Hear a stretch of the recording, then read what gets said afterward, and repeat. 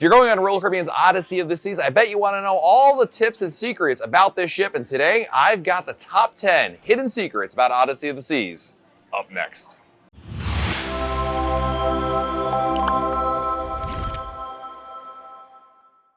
Hey everyone, it's Matt from RoyalCaribbeanBlog.com, and I had an amazing time on Royal Caribbean's Odyssey of the Seas, a fantastic new cruise ship from Royal Caribbean, dare I say, the best quantum class ship to date. And one of the things I just can't help but do when I'm on board a ship for the first time is look around, explore, and in the process find some secrets, hidden things, or just some things you might easily overlook that will enhance your cruise vacation. After all, Royal Caribbean has packed Odyssey of the Seas with so many things to see and do, and in between are a few good tidbits that might enhance your cruise or just give you a heads up on what to expect. Now, all cruise ships have their own unique style to them. They're almost their own DNA, if you will, and you can usually find something unique or hard to find on board that most other guests just simply won't see because they're not looking for it. So, after spending 6 nights on Odyssey of the Seas, I'm sharing my top 10 Odyssey of the Seas hidden secrets so that you can know all about them before you sail. Starting off with number 1, and this is the Solarium Bridge Wings. I love these places. Did you know there's a place on the ship you can go to and have some of the best views of the ocean and the ship itself? If you're looking for a great place to take a selfie photo, then check out the bridge wings at the front of the ship. On either side of the Solarium are viewing areas that you can walk onto and enjoy a view of the ocean and the side of the ship. The Solarium Bridge Wings offer views of the side and the ocean, and these are great views where you can get also a look at what's going on, but I think a lot of people just love the photo opportunity because these bridge wings jet over the side of the ship, so you get that little perspective of almost like a drone view while still being on board. So I gotta say, these Solarium Bridge Wings are a great place to go on really sea days, especially see what's going on there. Now, you might be wondering, how do you get to the Bridge Wings? All you have to do is go into the Solarium and go all the way forward on either the left or right sides. There's bridge wings on both sides of the ship, so make sure you visit both, and you just open a door, and bam, you can go out there and enjoy the view. Next up is something called Zone Zero. Zone Zero is less a secret as much as it is an easily overlooked experience on board. This is the only Royal Caribbean ship at the time of this recording that offers Zone Zero. So Zone Zero is a virtual reality experience, an immersive virtual reality experience. Unlike other VR experiences like maybe the Skypad, which has you tethered in and attached something, so you can't really go anywhere, you're just looking around. Zone Zero allows you and 3 other guests to explore, and when I say explore, I mean walk through a physical virtual area.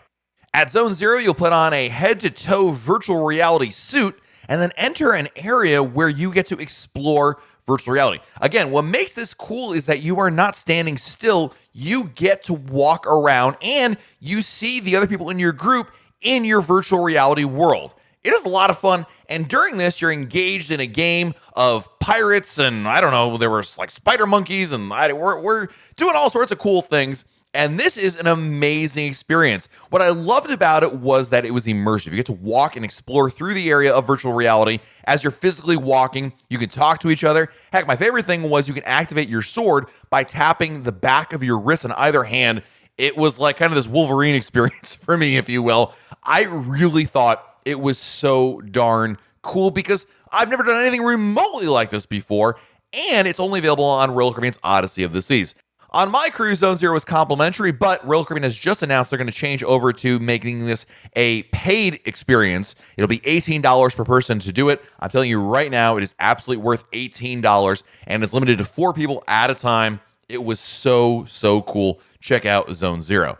Next up is something if you're looking for a less crowded restaurant, especially on embarkation day or for breakfast, check out the Solarium Bistro. If you want something different to eat and to avoid crowds, the Solarium Bistro is your best choice. Located in the Solarium, although the entrance is near the stairwell, Solarium Bistro is a complimentary restaurant. Most guests have no idea it exists. And yes, even though it is in the Solarium technically, kids can go here to eat. Regardless if you're eating breakfast, lunch, or dinner, you're going to find really no crowds here. And it's a fantastic choice for embarkation day when a lot of people are going to the Windjammer for lunch. You can go to the Solarium Bistro and find very similar food without any lines. In addition, for breakfast, they do offer the omelet bar, which again is something that in the Windjammer would be offered, but usually there's a wait. In the Solarium Bistro, I bet you is not an issue at all. Now, if you're a vegetarian, the Solarium Bistro is going to be your favorite place to go because they offer a lot of healthier options that just tend to be more vegetarian friendly. There's a large salad bar as well as a good mix of Mediterranean-inspired dishes, so check it on out. It is worth your time. Now, I've got one more secret about the Solarium, and that is the secret entrance to the Solarium. On deck 13, you're going to find a door leading to the Solarium without having to go up to the pool deck first. Usually when you get to the Solarium, you're going upstairs, taking the elevator, whatever the case may be. You go out to the pool deck and you walk into the Solarium that way. But on deck 13, there is a secret entrance that you can go to. This is especially helpful if you have a cabin on deck 13. But on deck 13 forward, if you walk all the way forward, past all the staterooms, there is a door that leads right out to the lower level of the Solarium. This is really helpful if you, book a cabin on deck 13, or if you just happen to be around the area. It's kind of a neat way to get out there, and it exits right into the Solarium and right by those bridge wings we talked about earlier.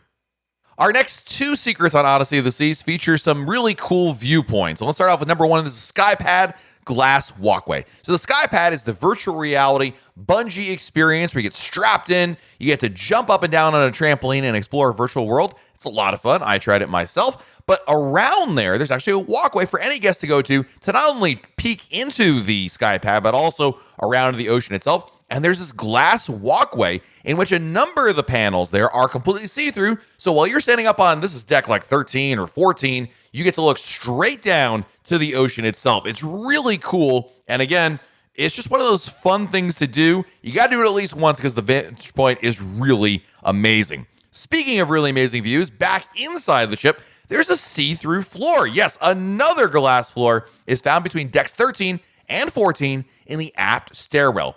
Royal Caribbean added the see-through floor for one of the steps, which allows guests to peer down more than 10 decks to the Royal Esplanade. So be sure to bring your camera, especially when kids see this for the first time. How about somewhere comfy to sit? Something a little out of the ordinary, or at least harder to find. And I love comfy chairs. So our next secret are some great chairs to find. On sea days, the pool deck is a beacon for many people. But if you want to enjoy some super comfortable chairs with a breeze, head to the Seaplex. I know the Seaplex is indoors, but go with me on this one. Right outside the Seaplex are day beds, padded chairs, and couches you can enjoy for absolutely no additional cost.